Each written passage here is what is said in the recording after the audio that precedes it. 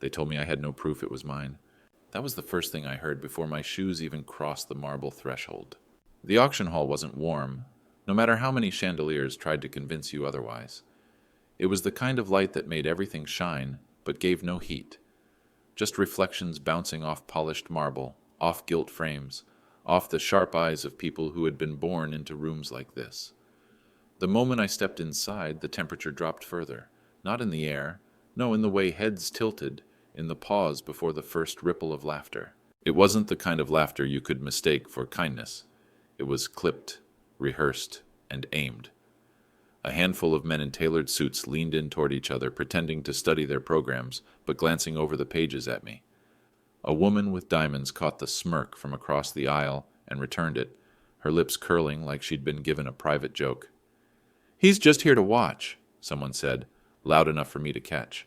Another voice chimed in, "Probably wandered in thinking it's an exhibit." The chuckles followed, low and knowing, the way people laugh when they've decided what you are before you've even spoken. I didn't break stride. My coat brushed my knees, heavy with the weight of the two things I'd brought. In my right pocket, my gloves, worn thin at the fingertips from years of holding brushes. In my left, a single folded envelope, proof. Not the kind that shouts, the kind that sits in silence, waiting for its moment to speak. I didn't squeeze it, didn't check it was still there. I knew. And there it was, across the room, my painting. The air between us felt heavier, the way it does when you see someone you thought you'd never face again. Hung under lights that flattened its colors, framed in a way I never would have chosen, stripped of my name as if it had never been written. The catalog listed another man, his biography printed in elegant italics, every line burnished to sell. It was a name that collectors liked to repeat at dinners, a name that multiplied prices before the hammer ever touched the podium. I'd painted that canvas alone. Nights so long that morning felt like a rumor. The smell of linseed oil clung to my hair and clothes, my fingers raw from mixing pigment with more force than patience. I slept on the floor beside it because I couldn't risk damp air warping the stretcher bars. I remember the sound of the brush dragging over dry underpaint, the thin scratch as the bristles found their path. I remember thinking, when it's done, this will be the only thing I leave behind worth keeping. And now it was here, being sold to strangers as someone else's legacy.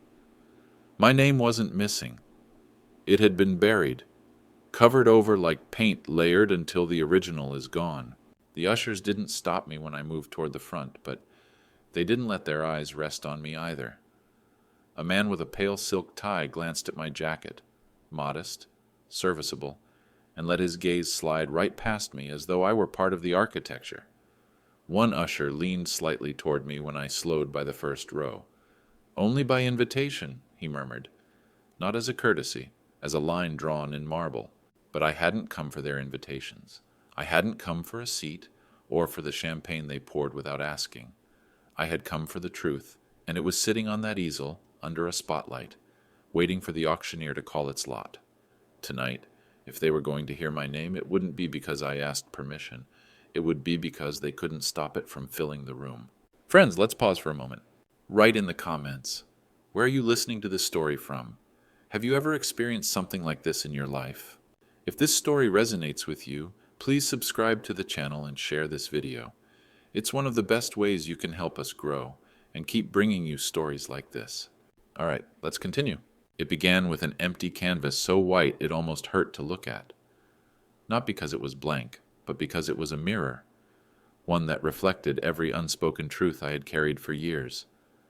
I remember the first time I stretched the linen over the frame, pulling it tight, listening to the faint creak of the wood as it settled into place. My hands smelled of sawdust and raw fabric. Outside, the city moved through its seasons without me. Inside, I lived in the light of a single desk lamp, the rest of the room fading into shadow. I didn't paint for an audience then. There was no collector in mind, no gallery waiting. It was not a commission. It was a confession I didn't know how to speak aloud. Every brushstroke was a sentence I couldn't form with words, every color a weight I had carried too long. I painted in layers, not for depth, but for honesty, each glaze sealing a piece of memory beneath it, where no one else could reach but I could still see. The nights were long and strangely silent, except for the sounds that belonged to creation, the soft hiss of oil mixing into pigment, the rhythmic drag of bristles over canvas, the occasional clink of a jar as I dipped my brush into turpentine. There was a smell that filled the air, a mix of linseed and something almost sweet. Promise, perhaps, if promise could be distilled into a scent. The air felt thicker then, like time had slowed to watch. I painted when others slept, when even the streets outside had surrendered to darkness. The only light came from that lamp, bending over my work like it was conspiring with me to keep this moment ours. I would step back and see shapes begin to form, not the way they existed in life, but the way they existed in my mind, stripped of distractions, sharpened by memory, deepened by longing. There were days I couldn't bear to touch it, days when it felt too heavy to continue, when the act of painting was like holding a mirror to my own skin and watching the cracks appear. And yet, even on those days, I sat in front of it. I'd run my fingertips lightly over the dried strokes, feeling the ridges as if they were braille only I could read. In those moments, I knew it was already more than just a painting. It was my proof of existence, my quiet defiance against the idea that a life leaves no trace unless someone else decides to see it. By the time the last layer was done, the canvas no longer felt like an object. It felt like a witness. It had seen the nights I worked until my shoulders ached, the mornings I fell asleep with paint still on my hands, the weeks I went without speaking more than a few words to another human being. It carried the weight of those sacrifices in every inch of its surface. I didn't sign it to be recognized. I signed it to remember that I was here, that this was mine, not just in name, but in the way it had been born from my own breath. I didn't know then that the same strokes that had been my truth would one day be stolen and renamed. But I knew this. No matter what anyone called it in the future, the painting would always remember who made it. And in that, it would never betray me. He came into my life at the exact moment I thought I had found my footing, and maybe that was why I let him get so close.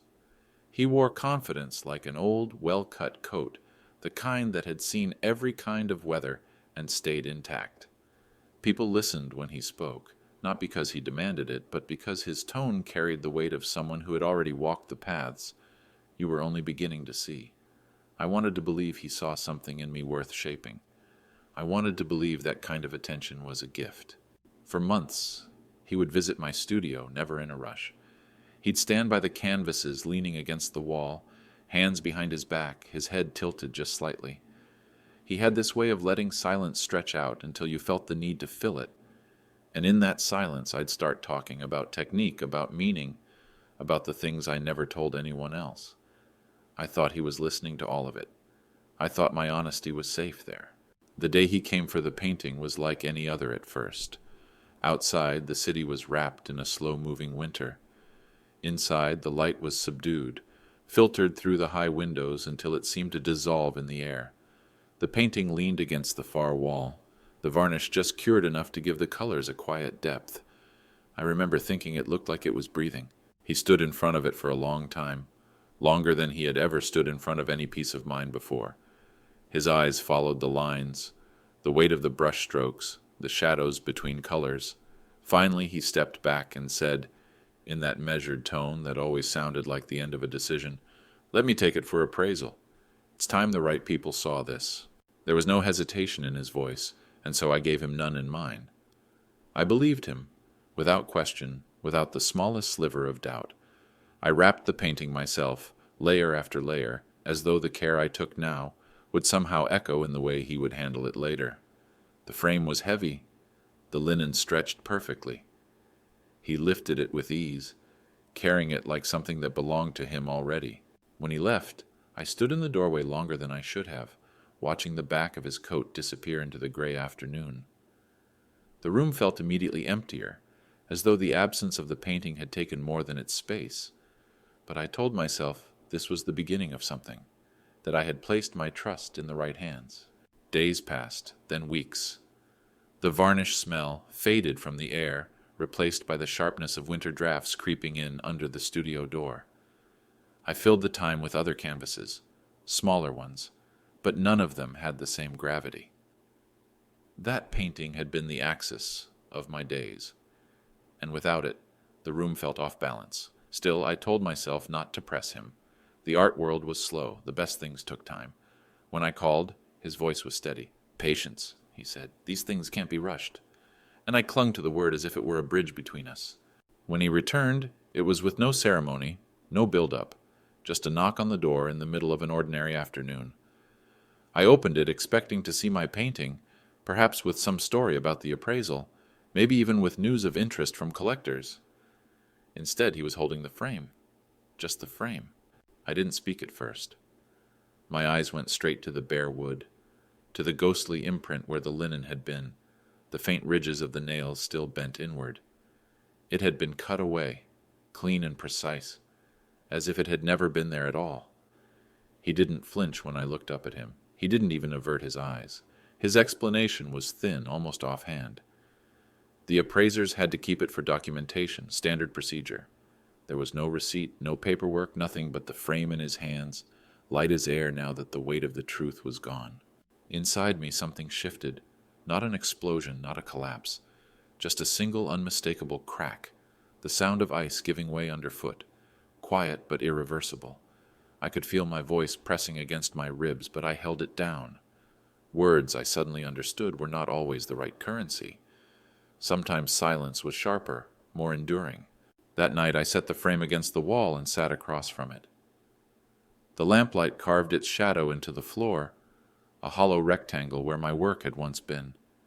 I reached out, my fingers closing around air, remembering the texture, the colors, the hours pressed into every inch of it. I thought about how easily trust could be cut away, how it left no visible wound until you tried to hang something on it again. From that day forward, I stopped offering trust like a gift. I began to carry it the way you carry glass, wrapped, guarded, never out of your sight. I learned to store my words like blades, hidden until the exact moment they could cut through the lies. And I learned that silence, in the right hands, was not surrender. It was a promise to the truth, waiting for the day it would speak so loud, no one could pretend they didn't hear it. Long before that winter, before the varnish had even dried, I had already done something no one else knew about. It wasn't a grand gesture or an act of suspicion. I wasn't yet thinking of betrayal then. It was instinct, the kind that comes when you've lived long enough to understand that beauty can be taken, claimed, or rewritten, and that sometimes the only way to protect it is to leave behind a language only you can read. I remember the exact night. The city outside was sleeping under a rain that tapped against the high windows in soft, patient rhythms. My lamp cast a small circle of gold on the canvas. The rest of the room dissolved into shadow. I had been working for hours, chasing a tone in the paint that didn't exist on any palette. When I finally found it, I knew I had something that couldn't be reproduced. Not exactly. I mixed it slowly, folding one pigment into another in a way no textbook would advise, using measurements so small I could never write them down. That color lived for one moment only, wet and alive under my brush. I laid it down in a single, deliberate stroke, right where the eye would never linger long enough to study, yet where I would always know it was. A week later I took a strand of woolen yarn, nothing remarkable, just a fragment from a sweater I had worn for years, one that carried the faint smell of turpentine from too many nights in the studio. I pressed it gently into the gesso before the first layer of paint, letting it vanish under the weight of color. It was invisible to anyone else, but I knew exactly where it rested, buried like a secret heartbeat beneath the surface. And then, in the final days, I placed the smallest mark beneath the varnish. Not a signature, not even a symbol, just a shape so simple it could be dismissed as an accident. A tiny fleck that sat quiet under the clear gloss. But I had placed it there with the steadiness of someone who understood time, that one day, if this painting was ever lost, stolen, or stripped of its name, I would be able to walk up to it, tilt it under the right light, and know, without hesitation, that it had been mine all along. I didn't do these things out of paranoia. At the time, I still believed in the integrity of those I worked alongside, still thought that the art world was a place where truth mattered as much as beauty. But somewhere inside me, perhaps in the part shaped by other losses, I understood that truth can go missing. It can be bought, silenced, or rewritten. And if that day ever came, I wanted something more than my word to call it back. Those marks weren't revenge. They weren't traps. They were an act of preservation. A lifeline I left for myself in case the story I had painted ever slipped out of my hands.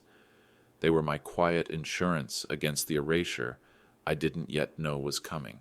And when the painting finally did disappear, when the frame came back to me, stripped and weightless, I thought of those buried signs. They hadn't been taken. They couldn't be. Somewhere, under the hands of someone who believed they owned it, my mark still lived, patient and unaltered, waiting for me. Waiting. It would take years, and a night much colder than that rainy one, before I would finally see them again. But I carried the memory of them like an ember in my pocket, a reminder that even in the silence of loss, there was still a piece of the truth no one else could touch. The first time I saw the catalog, it was like staring at my own reflection, with someone else's face staring back. The cover was heavy, the kind of paper that holds ink like it's a privilege, the kind of printing that smells faintly of wealth. Inside, the photographs were crisp, shadows carefully softened so the images seemed to float. I turned the pages slowly, my hands steady, though my chest felt anything but. And then I saw it, my painting, but not my name. Above the description, in letters so deliberate they seemed carved into the page, was another man's signature. A name that lived comfortably in the mouths of collectors and critics alike. A name that came with champagne receptions, glowing reviews, and six-figure estimates. The words beneath it dripped with reverence. A rare masterpiece of the **** school, an exquisite example of late-period genius. I knew the tone well. It was the language of people who wanted to believe in a story because it was worth more money that way. I sat with the catalog in my lap, my eyes traveling from the printed image to the mental map I still carried of the original. I could see, even in reproduction, the exact spot where that hidden strand of yarn rested. The faint trace of the pigment only I knew how to mix. Every inch of that painting was a mile I had walked alone, every brushstroke a piece of my own skin.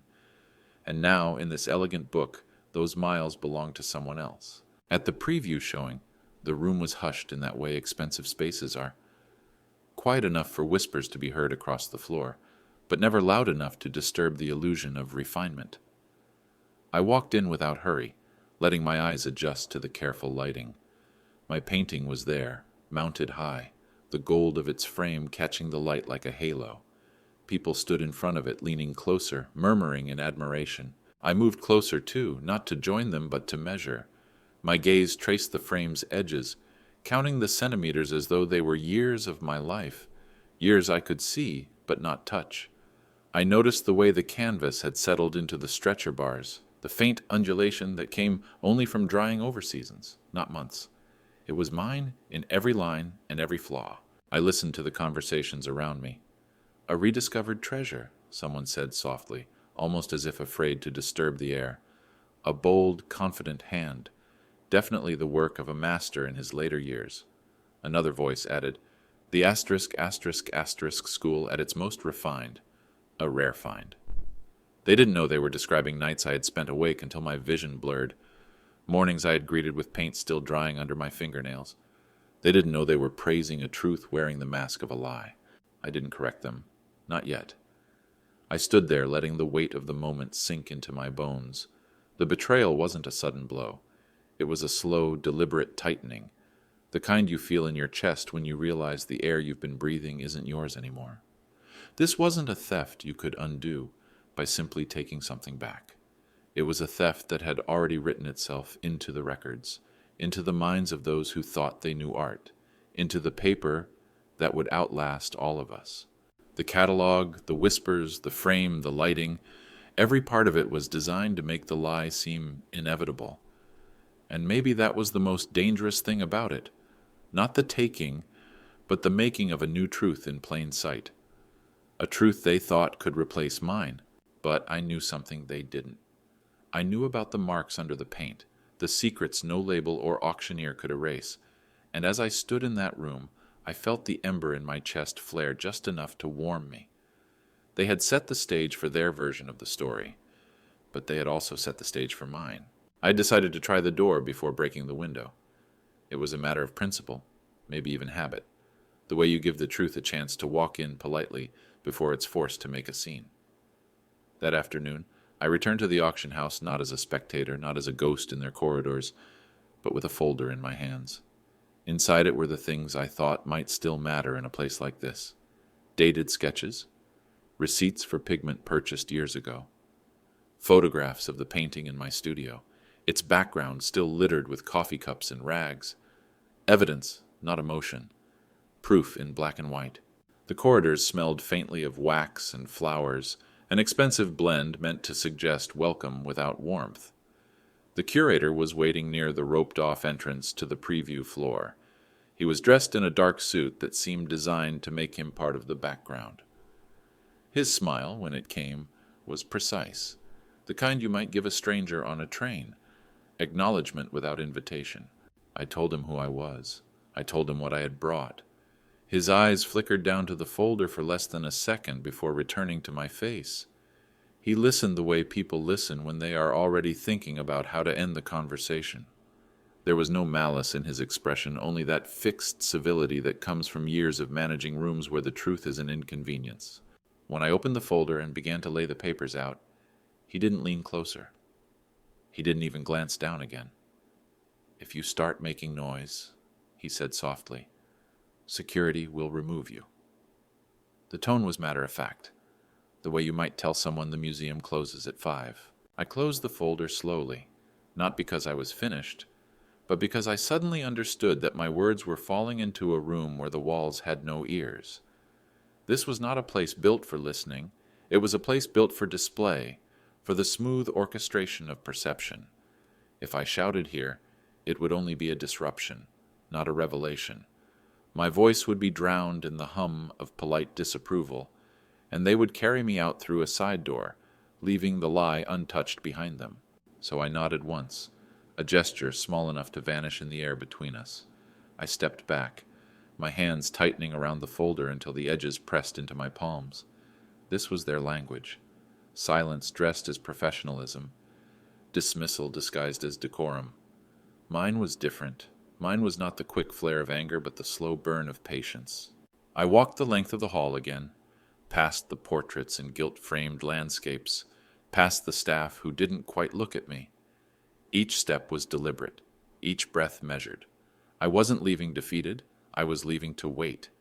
Waiting was not weakness, it was strategy, because the truth, like certain kinds of paint, deepens over time. And when the moment came, when the light hit that canvas just right, no rope or guard or polite smile would be able to keep it from showing itself. Not everyone in that building belonged to the performance. Some were there because the job paid the rent, because the hours fit their lives, because art, real art, wasn't just something that hung in well-lit rooms, but something they had once touched, repaired, carried in their own hands.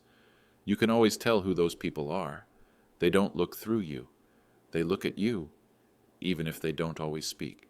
The first was the restorer.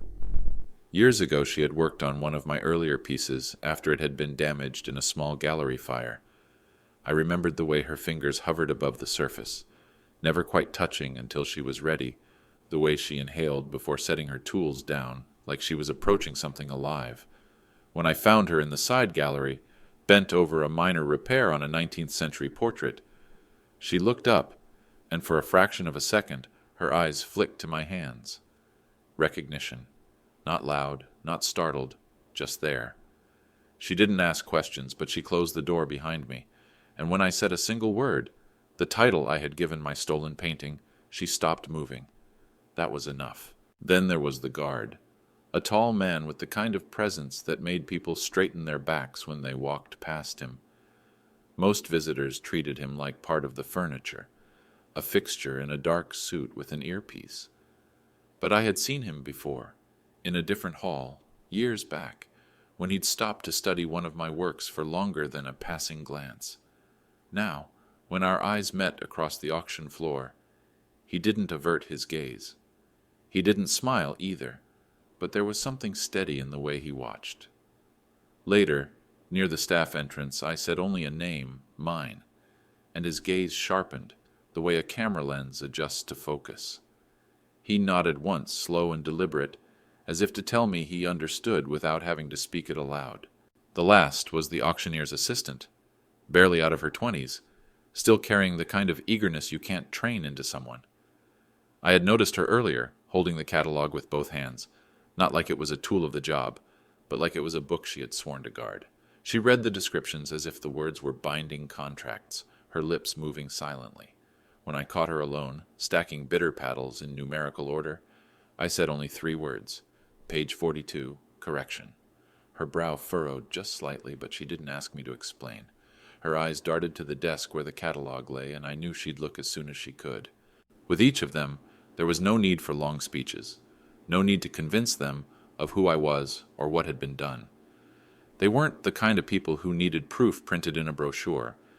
They recognized the small truths, the weight of a brush in a hand, the patience of real craftsmanship, the subtle fingerprint an artist leaves in the work no matter how hard others try to erase it. I left that day without my painting, without my name in the catalog, but with something else. A quiet thread connecting me to 3 pairs of eyes inside the very walls that had conspired to hide me. They were not an army. They were not even allies in the way the word is usually meant. But they knew, and knowing is the seed of something that can't be unlearned. It would be enough, for now. The night before the auction, the building was quieter than I had ever heard it. The main floor had been cleared of visitors hours earlier, the glass doors locked, the soft hum of the heating system the only sound between the echoing marble walls. Most of the lights had been switched off, leaving the hallways in a muted half-dark, but the staff rooms in the back still glowed under tired fluorescent bulbs. It was there, in a cluttered storage room that smelled faintly of dust and polish, that we found what we needed. The assistant had slipped me in through the side entrance, her footsteps quick, purposeful, as though the speed could shield us from being noticed. She was more nervous than she let on, her voice steady, but her hands betraying her in small, restless movements. When she pushed open the storage room door, the smell hit first. Old paper, forgotten wood, the metallic tang of tools that hadn't been touched in years. She began to rummage through a shelf lined with equipment that had been left behind by staff long gone, pulling aside boxes of cracked frames and yellowed mat boards. And then she found it, a long-necked UV inspection lamp, its cord tangled like a vine, the glass dusty but intact. She set it down carefully on the workbench, her eyes darting to the hallway, as if she expected someone to appear. Next came the microscope, its base scuffed from years of use, the kind of analog precision that refuses to die. We didn't speak much. We didn't have to. She knew exactly what I was looking for, even if she didn't yet know what it would mean to see it. She carried the lamp. I carried the folder and the weight of every hour I'd ever spent on that canvas. The painting had been returned to the preview room for the final checks before the auction. The space was dim now, the overhead lights shut off, the spotlight on the painting cold and dormant. In that dimness, it looked almost asleep, as though the lie wrapped around it had dulled even its colors. The assistant glanced once toward the doorway, then plugged in the lamp. The first flare of ultraviolet light filled the space in a strange, otherworldly glow, the shadows deepening, the surface of the painting shifting into something alive. My breath caught as I moved the beam slowly across it. Every familiar stroke seemed to stir under the light, each layer of paint revealing whispers invisible in daylight. And then, in the place only I knew to look, it appeared. The small, perfect shape of a heart, no larger than a fingernail, hidden under the glaze. It wasn't a romantic flourish. It had never been meant for anyone but me. I'd placed it there in the final hours of the painting's life in my studio, an invisible seal that said, "This is mine, and I will always know it." Seeing it now, glowing faintly in the ultraviolet, was like hearing my own voice come back to me after years of silence. The assistant leaned in, her face suddenly pale in the light. She wasn't looking at the heart the way most would, as a curiosity or a trick.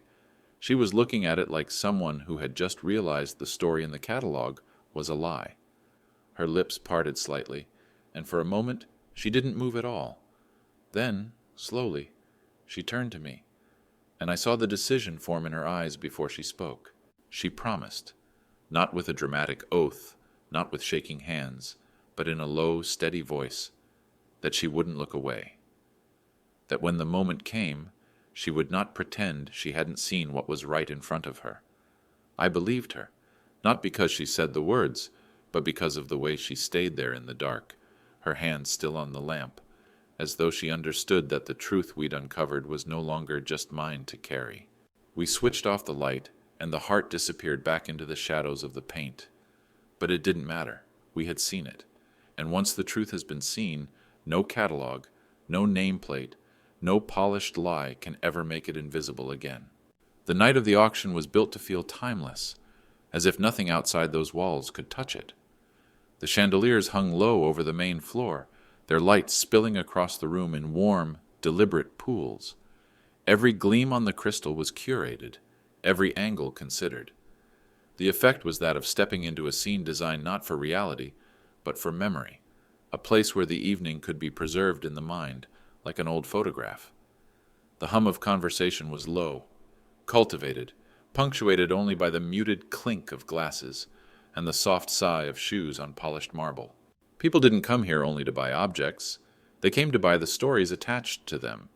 They came to be part of something that would let them tell the truth their own way, around a dinner table, in the pages of a memoir, in the footnotes of a catalog. That was what they thought they were taking home when they raised their paddles. Not just paint on canvas, not just silver or porcelain, but the permission to say, I was there, I owned this, I touched a piece of history.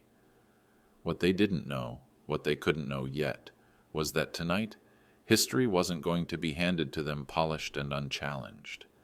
Tonight, it was going to shift beneath their feet. The air in the hall felt thick, holding a quiet tension under the surface of its elegance.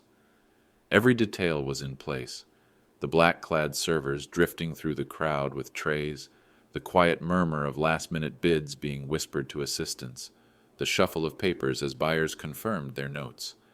In the far corner, a pianist worked through a restrained arrangement, the notes dissolving into the golden air before they could gather weight. I took my place against the wall, away from the clusters of conversation, standing still enough to be mistaken for part of the architecture. I wanted to see the room as it saw itself, to watch the layers of performance in the people who believed themselves to be its audience, but were, in truth, part of its spectacle. From here, I could see the painting across the room, lit just enough to make the colors appear deeper, richer. The spotlight was not for the art, it was for the illusion wrapped around it. I stood there like a signature the paper had not yet acknowledged, present but unprinted, belonging to the work, but not yet claimed by it. Around me, people gestured toward the painting, nodding as they repeated the name they'd learned from the catalog, that other man's name, tasting it like fine wine. They leaned into one another, rehearsing opinions they had polished for this exact kind of evening. Some of them glanced my way, not because they recognized me, but because I wasn't doing what the others were. No small talk, no champagne glass in hand, no curated smile. I wasn't here to be part of the scene. I was here to outlast it.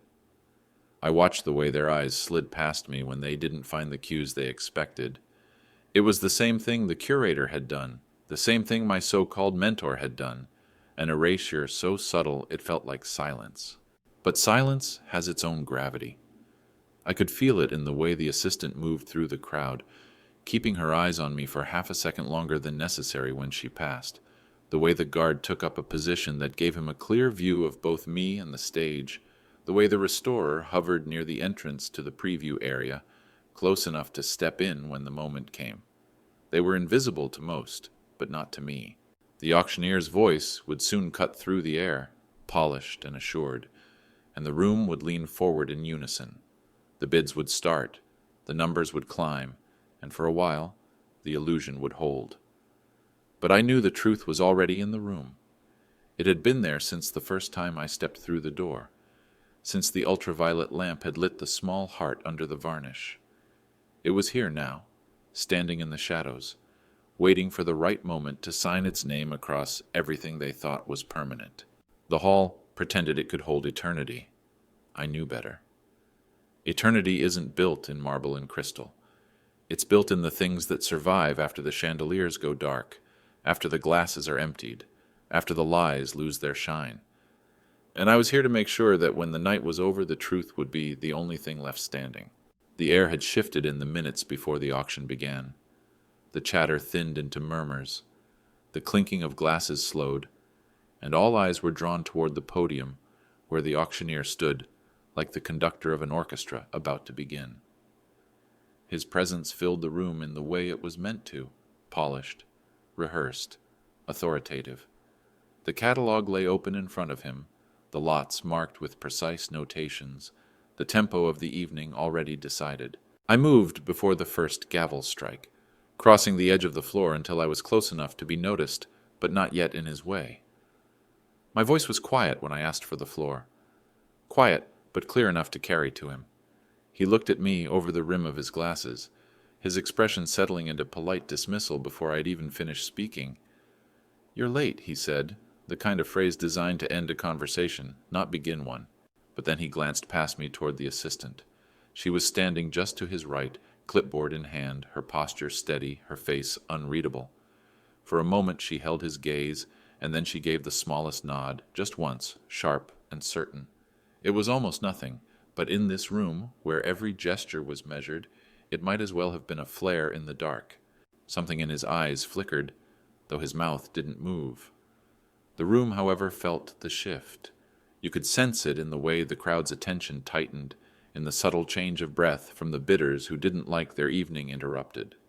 This was a place built on momentum, on the smooth glide from one lot to the next, and interruptions were unwelcome. They had come for a transaction, not a story. The auctioneer's hand rested lightly on the podium, his fingers tapping once, as if weighing whether to indulge this disruption or stamp it out. The silence that followed was taut, stretching over the crowd like a thin wire. I could feel their disapproval without needing to see their faces. These were people who lived in schedules, whose sense of order was measured in numbers and final prices. They didn't want hesitation.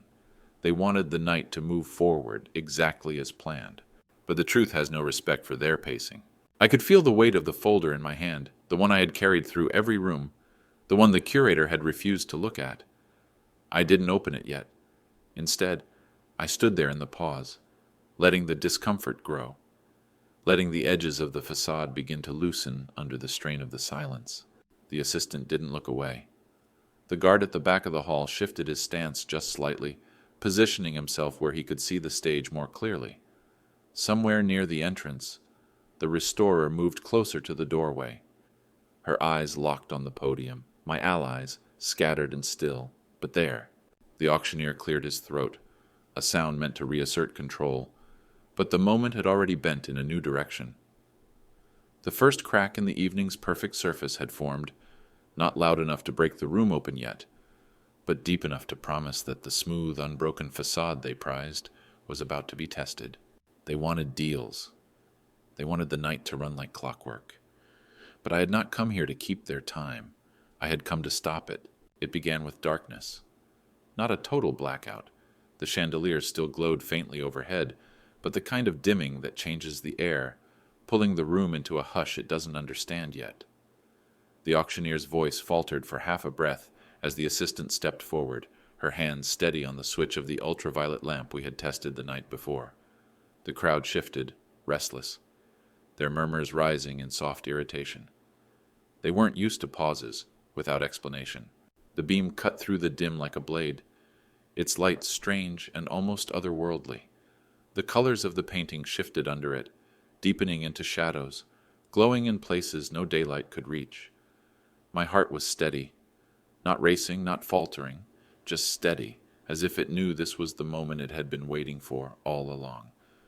I moved closer, the heat of the lamp brushing my skin, and tilted the beam toward the place only I knew. There it was. The heart, small and exact, bloomed under the varnish in a quiet glow. It wasn't bright enough to blind, but it didn't need to be. It was the kind of light that carried weight instead of volume, the kind that pulled the truth into the open without force. A simple shape, the size of a fingernail, invisible in every other light, now undeniable in this one. The air in the room shifted. You could hear the difference before you could see it. The murmurs thinned into silence, the rustle of programs and the polite shuffling of feet fading until all that remained was the sound of the lamp's faint hum. People leaned forward in their seats, eyes narrowing as if trying to decide whether they were witnessing a revelation or a trick. But tricks vanish when the light changes. This mark would not. I felt every gaze move to me, though I had not yet spoken. My throat was dry, but the words were ready, as though they had been waiting years for permission to leave. I said my name, not the shortened version, not the softened syllables I'd let others use for their comfort, but the full, exact name I was given at birth. I said it the way one recites a prayer that cannot be edited, each letter deliberate, each sound anchored. In that moment, it was not just a name. It was a reclamation. The assistant's grip on the lamp tightened, but she didn't waver. The guard at the back took one slow step forward, not to intervene, but to make sure the space between me and the room stayed mine. The restorer, still near the entrance, lowered her gaze, not in shame, but in the quiet acknowledgement of someone who has just seen proof with her own eyes. No one clapped. No one spoke. The auctioneer's hand hovered over the podium, frozen between authority and surrender. Somewhere in that stillness, I felt the balance tip. This was no longer their narrative. The mark beneath the varnish had called my name into the open, and now it belonged here, in this room, where every person present had seen it with their own eyes. The lie had not yet crumbled entirely, but it had been pierced, clean and deep, and the truth was shining through the crack like light through the seam of a closed door. There was no closing it now. The silence that followed my name didn't last long. It never does in rooms like this. Silence is only tolerated when it serves the performance. The first to break it was not the auctioneer, nor the crowd, but a man who had been waiting near the front row, briefcase at his feet, his jaw set like stone. I had noticed him earlier, the way one notices a shadow that doesn't move. Now he was standing, his voice slicing through the heavy air. The attorney for the so-called owner. He raised a folder thick with paper and shook it, as if the weight of its pages could overpower the mark still glowing faintly under the ultraviolet. "This is slander," he said, his tone smooth but sharp, a blade wrapped in velvet. "This is a dispute for another place, another time, not here, not tonight." He gestured toward the lamp, toward me, toward the assistant holding steady in the glare of all those eyes, as if we were all part of some sideshow act that had wandered in from the street. "Ladies and gentlemen, please, this is an auction house, not a courtroom." But his words landed on a room that had already seen what could not be unseen. People might doubt their ears, but their eyes, they trust. They had watched a symbol appear from beneath the surface of the painting like a whisper made visible, something too precise to be chance, too intimate to be forgery. You could feel the fracture in the crowd's certainty, the way they began looking not just at me, but at the painting itself, searching for other secrets they had missed. The lawyer's voice grew louder, his gestures broader, as if he could build a wall of sound and motion to hide the truth. He shuffled papers, naming procedures, threatening claims, listing the supposed credentials of the man whose name sat in the catalog instead of mine. I let him speak. The louder he became, the more the contrast showed. His noise against my stillness, his frantic need to control against the quiet inevitability of what the room had witnessed. And then, from the podium, a different sound, a soft exhale, barely audible, followed by the creak of leather as the auctioneer shifted his weight. Until that moment he had been an unshakable part of the evening's machinery, the one figure immune to disruption. His gloved hands had turned pages, tapped the gavel, gestured to bidders with the precision of a man who'd done it 1,000 times before. Now, slowly, Deliberately, he reached for the cuff of his right hand and began to slide the white glove off. It was the first unpracticed motion of the night.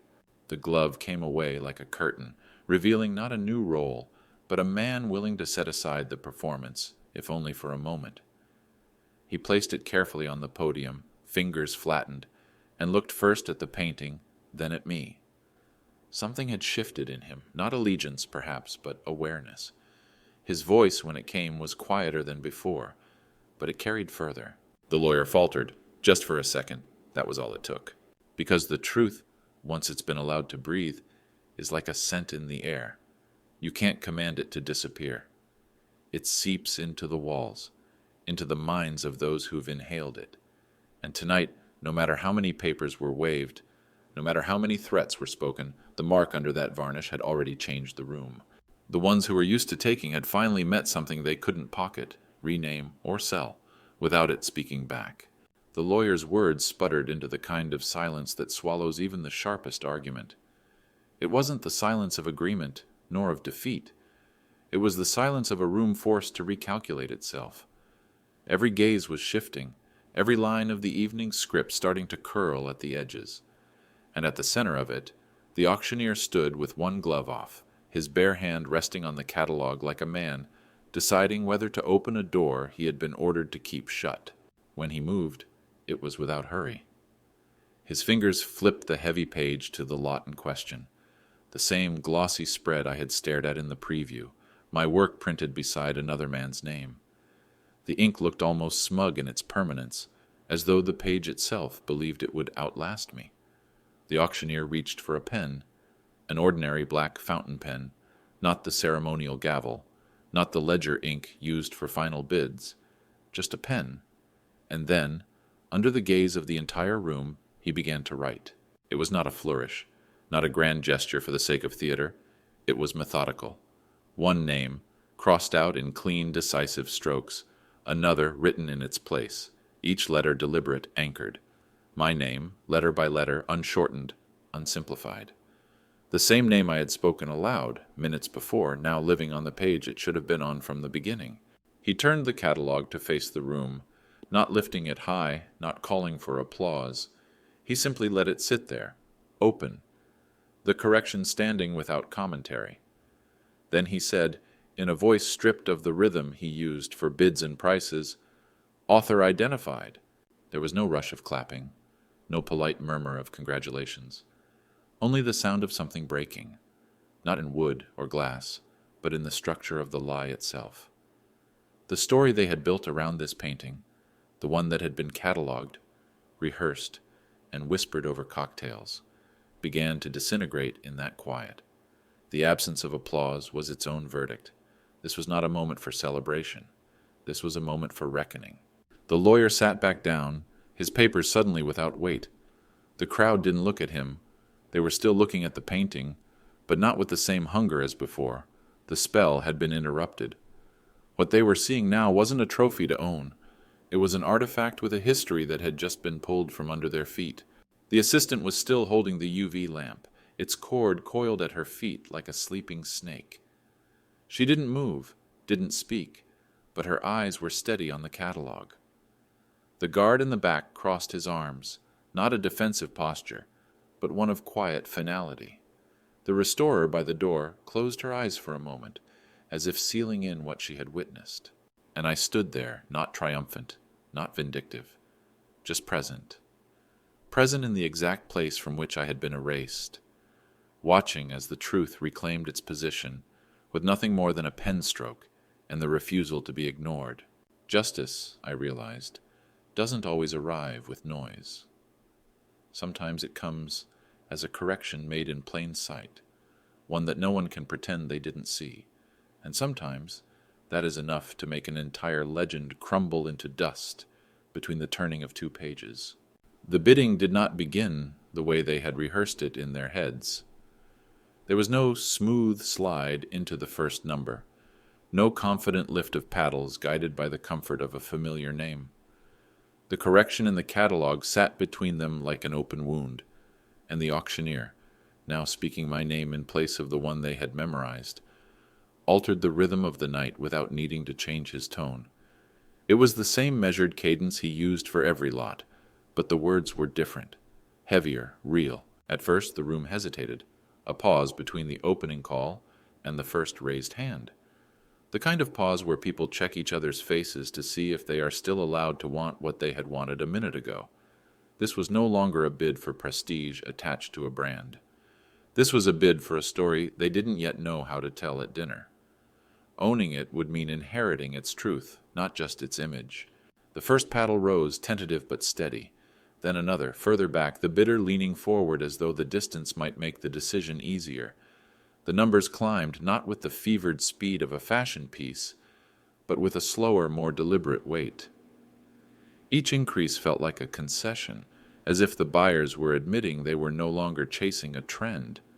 They were acknowledging the hours I had bled into that canvas, the nights it had kept me company, the years it had been silent under the wrong name. I stood at the edge of the room, my hands clasped loosely behind my back, listening to the auctioneer repeat my name with each new call.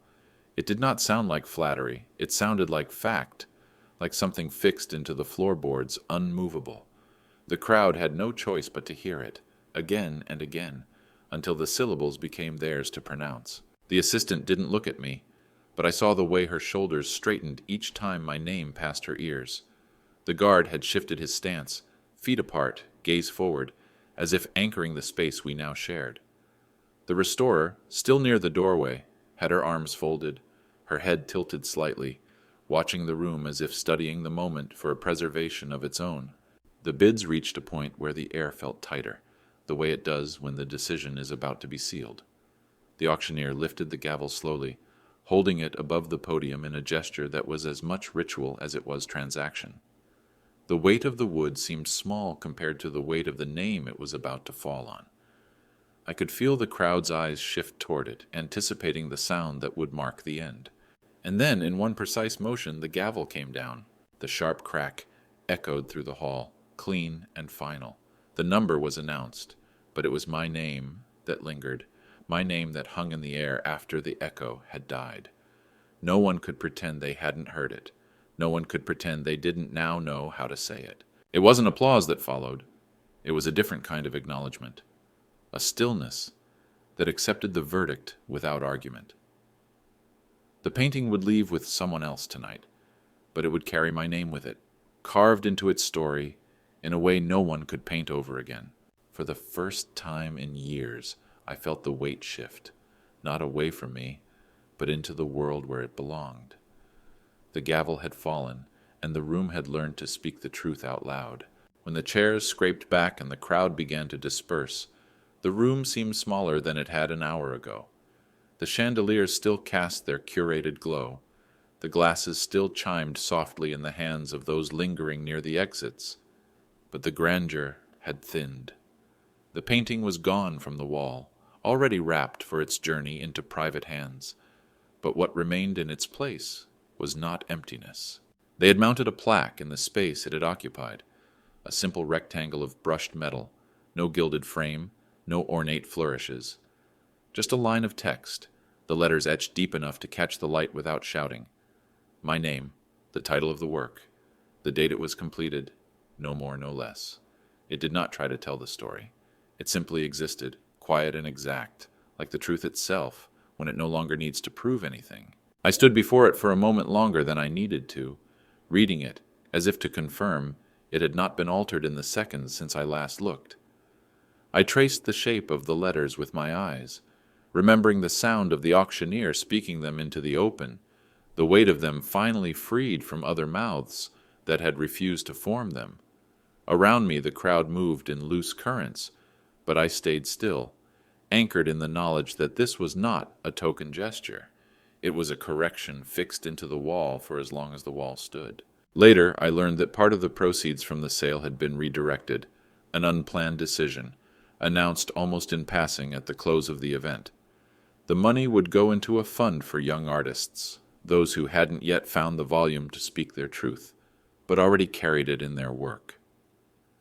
It would not erase what had been taken from me, nor could it return the years when my name had been absent from my own creation. But it was something that reached beyond this single night, a seed planted in soil I might never see grow, but that would carry the promise of voices unmuted. When I finally left the hall, I did not rush. I was not the first to step into the cool air outside, nor the last to linger in the fading warmth inside. I walked out evenly, my pace unremarkable, my posture neither hunched nor elevated, just steady, as though the ground beneath my feet had finally stopped shifting. The street outside smelled faintly of rain, though the sky above was dry. Somewhere behind me, the sound of doors closing marked the end of the evening. I didn't look back. I didn't need to. The truth was still inside, hanging not in the frame of a painting, but in the memory of everyone who had been there when the ultraviolet light cut through the room, when the heart beneath the varnish had burned its quiet glow into the eyes of those who thought they were immune to revelation. Those who had laughed when I walked in would remember me now, not because I had shouted, not because I had demanded, but because I had stood still until they could no longer deny what they saw. They would say my name differently from now on, each syllable weighed before it left their mouths, careful not to shorten it, not to smooth it into something more comfortable. And somewhere, in that carefulness, was the beginning of respect. Not the kind given freely, but the kind earned in the long shadow of a fight for what was mine. Respect that did not need their permission, only their acknowledgement. As I walked down the street, my steps folding into the rhythm of the city at night, I carried nothing in my hands. No gavel, no folder, no painting. Just the knowledge that the truth had been spoken, fixed into the wall, and passed into the air. And for the first time in years, that was enough.